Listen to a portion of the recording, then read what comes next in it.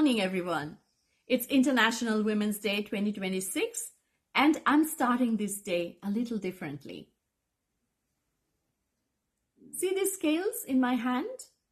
Can you see they're unbalanced? Just like our Australian justice system. This year's International Women's Day theme is Balance the Scales. And as I sit here with my coffee on this significant day, I want to talk about what that really means for women in Australia.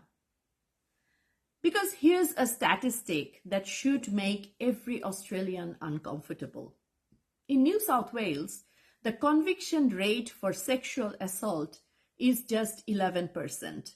11%. That means 89 out of every 100 cases not result in a conviction. So when we talk about balancing the scales of justice, we are not talking about minor adjustments. We're talking about a system that's fundamentally broken for women. So why are the scales so unbalanced? 4 fundamental reasons. First, our systems were never designed for women's justice, and certainly not for First Nations women or CALD women. Our legal system, our economic structures, our political institutions, they were built by men, for men, with women as an afterthought, and diverse women as invisible. Second, deeply ingrained cultural attitudes and systemic racism. Victim blaming, rape myths, and perfect victim narrative. These attitudes permeate our justice system from police stations to courtrooms. For CALD women, add cultural pressures to maintain family honor, religious expectations to keep family matters private, and fear of being labeled bad wives. For First Nations women, add intergenerational trauma, systemic discrimination, and being misidentified as perpetrators rather than victim survivors. Third, structural barriers that compound for diverse women. Language barriers mean CALD women can't communicate with authorities or understand legal processes. Many don't know that domestic violence is illegal or that they have rights independent of their abuser. Visa dependency creates a unique form of entrapment. If your residency depends on your partner, leaving means potential deportation. For First Nations women, a lack of culturally safe legal support and services that don't understand the complexity of their experiences created additional barriers. And fourth, a lack of political will and adequate funding.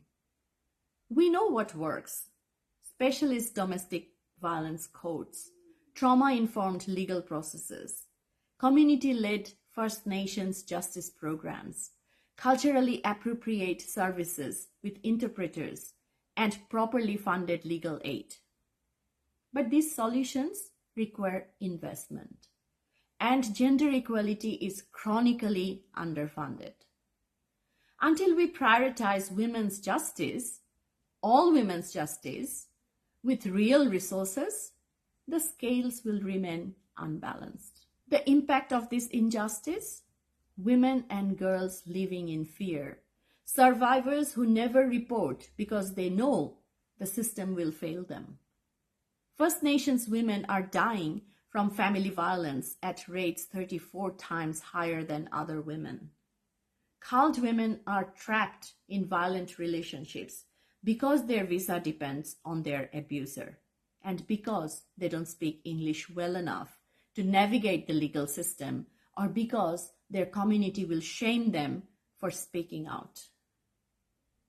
Women trapped in poverty, in violent relationships, in cycles of disadvantage. And a society that loses the full contribution of half of its population because we refuse to create the conditions for all women to thrive safely. But here's what gives me hope on this International Women's Day? We know how to balance the scales.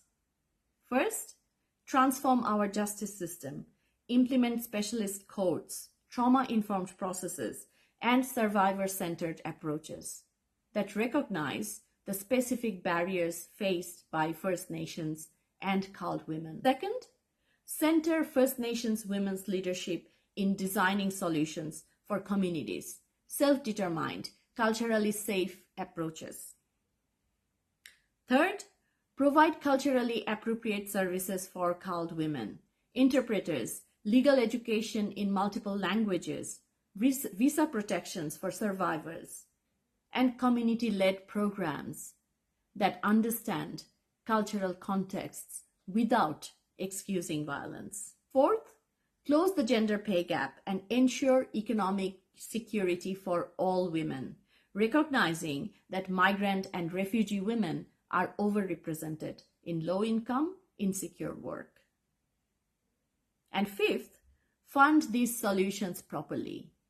Gender equality cannot be achieved on a shoestring budget, and diverse women's needs require dedicated resources. So, here's my International Women's Day question for you. What does balance the scales mean to you personally? Is it justice for survivors, economic equality, climate action, First Nations self-determination, culturally safe services for all women? All of the above? And more importantly, what's one action you will take this year to help balance those scales? Comment below. Let's make 2026 the year we stop talking about justice and start delivering it for every woman, regardless of background, language, or culture. Happy International Women's Day, everyone.